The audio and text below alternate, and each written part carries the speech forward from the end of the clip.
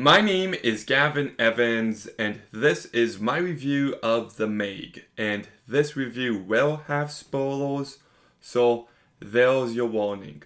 But shark movies are one of my least favorite subgenres because if you asked anyone what the best shark movie is, every single person would agree it's Jaws.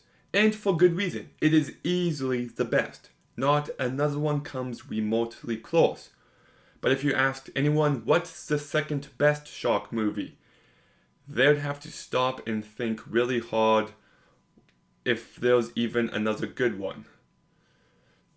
And I will say that this might be one of the best shark movies, but it's a very low bar. But let's get into it.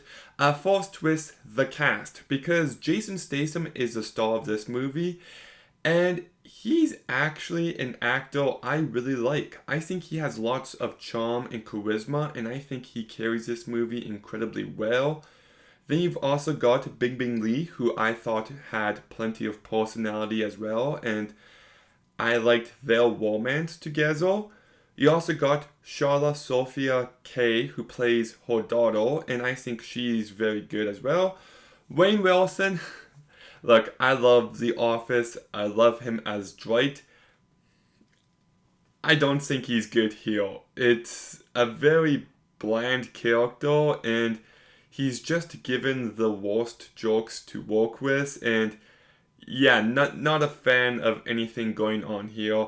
You got Cliff Curtis, fine. Ruby Rose, fine. Winston Chow, fine. Paige Kennedy, fine. Robert Taylor, fine. The point is, everybody else does a perfectly fine job. No one's great, but the two leads do a good job. And it's directed by John Todd, and he's actually someone who I find to be a fascinating filmmaker. Like he did Cool Runnings, which I'll be honest, I haven't seen. He did While You Are Sleeping, which is a pleasant movie. He did Phenomenon with John Travolta, which I find to be boring as hell. He did that Las Vegas movie, which is completely forgettable. But he also did the two National Treasure movies, which I legitimately really love. I have lots of nostalgia for them, and I think they're legitimately good. So his filmography is a little all over the place, and I won't say this is a greatly directed movie, but look, there's no real vision present. Anybody could have directed this movie. I don't think this movie is as tense or as thrilling as it could have been. But I do think he delivers enough in the mindless entertainment. There's enough fun to be had.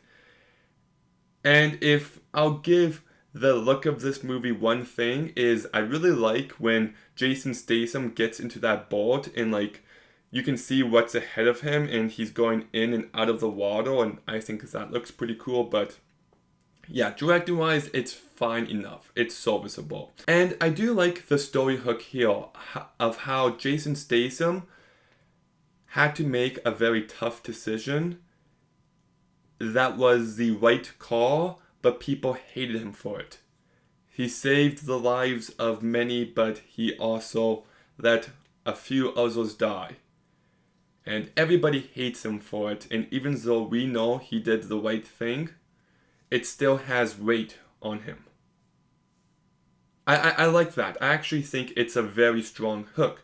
And we see that getting mirrored later on when he goes to save his ex-wife and those two other dudes, and Toshi sacrifices himself and how he gets blamed again. It shows how during life or death situations, you have to make these drastic calls. And I wish the movie leaned into that because it's present for the first act, but then completely forgotten about.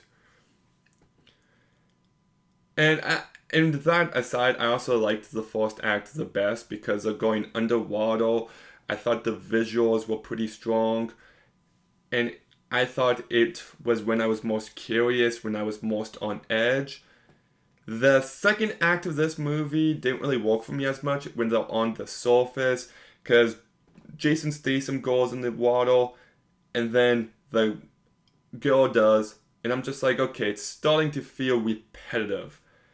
And then the boat gets flipped over, and then for the next 20 minutes after that, the movie just drags. And in fact, this period of time completely destroys some of my entertainment with the movie. Like, it just completely lost me. It just becomes really boring for a while, and then it picks back up for the big climax, but for a good chunk of time, it lost me. And I think this movie could have easily been an hour and 25 minutes. I feel like with this kind of movie, you gotta keep it short and sweet. And I wish they did that, because otherwise I might be a bit high on this movie. You know, you could have a tight, fast-paced movie, and now instead of that, you just got fun moments here and there. You got a strong lead, but a movie with questionable pacing. So I still like this movie overall. I still think there's enough fun to be had with it. I don't think it reaches the height of its potential, but for what it is, I'll give The Meg a 5.5 out of 10. Okay, have you seen The Meg? What did you think? Let me know in the comments down below. Make sure you like, comment, subscribe. Stay tuned for more videos soon, and Gavin out.